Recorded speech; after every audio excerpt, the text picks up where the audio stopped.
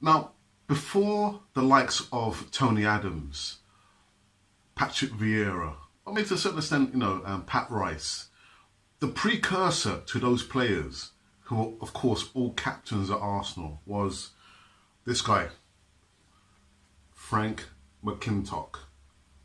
Yes, real hard geezer, hard player, a real leader of men. Frank McLintock MBE, a former Scotland international and footballer. He began his career in Scottish junior football with Shawfield before earning a professional English First Division club at the time, the Leicester City, in December 1965. He played in 2 FA Cup final defeats before he was sold to Arsenal for a record at the time for 80,000 in October 1964. However, he had a poor start in his career at Arsenal, though he did feature in 2 League Cup final defeats, but he found success at the club after being switched from right half to centre half in 1969. He was appointed as captain, who led the first European trophy in the Inter-City Fairs Cup in 1970. The following season, in 1970-71, he captained Arsenal to the double as they won the League and FA Cup. He was sold then, after a few years, in 1973, to Queen's Park Rangers in June for a fee of 25,000 and helped the club to finish at First Division runners-up in 1975-76 season. Oh, look, just a few years ago, before he announced his retirement in 1977. In 1964, let's go back just a few steps. McLintock was signed again by Arsenal for a club record 80,000. He endured a poor debut at Highbury, mishitting a back pass to allow Nottingham Forest John Barnwell, who actually, ironically enough, had been sold by Arsenal to finance McLintock's transfer, to score an easy goal. He found that manager Billy Wright had no identifiable system, sounds familiar, of play, and McLintock soon regretted joining the club at his first 4 games, all ended in defeats. It was poor in the form in 1964, 65, 65, 66 and 66, 67, the year I was born, seasons, but remained a regular first team player as the Gunners struggled in mid-table. However, a new management duo of Bernie Mead and Dave Sexton began to slowly turn the team around, and Arsenal improved to 9th place by the 67-68 campaign. After Sexton's departure, Don Howe was promoted to first team coach and continued to improve the team's training methods.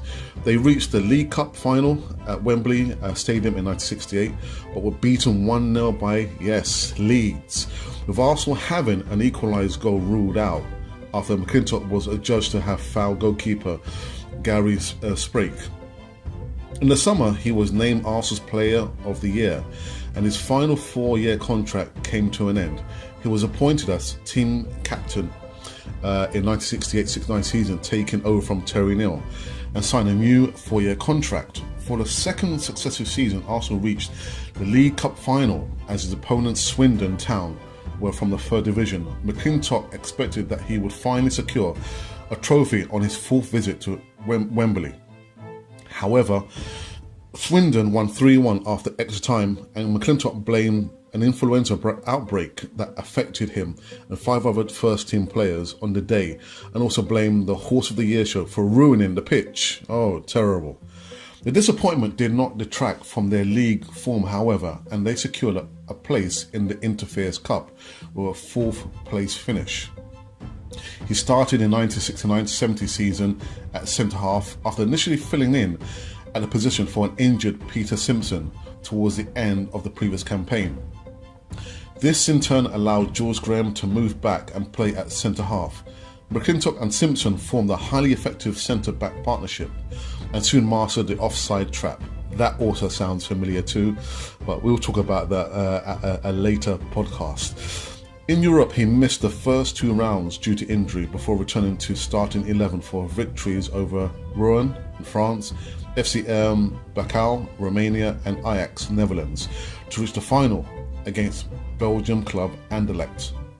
However, Arsenal lost 3-1 in the first leg at Constant Van dem Stock Stadium, and as Anderlecht outplayed them.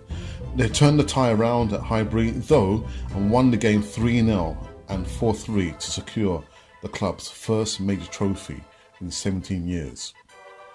And so he captained Arsenal to the double 1970-71 season in what was only the fourth time the feat had been accomplished in the history of Football League. Aside from 5-0 defeat to Stoke City, Arsenal built their success on a solid defence and claimed 10 1-0 victories during the campaign. And I imagine 1-0 to Arsenal will ring very, very true. So there you have it. Frank McLintock, the precursor to the previous captains in recent times, Thierry Henry, Fabregas, Patrick Vieira, and Tony Adams. Oh, how we miss the likes of this current player, well, this player here, Frank McLintock, True Grit. Actually a wonderful book. So if you've been wondering who or what you've been watching, you've been watching Cannon Fodder, the channel for Arsenal fans all over this world. And if you want me to feature a specific player, put the comments in the box and I will do my best to do my research.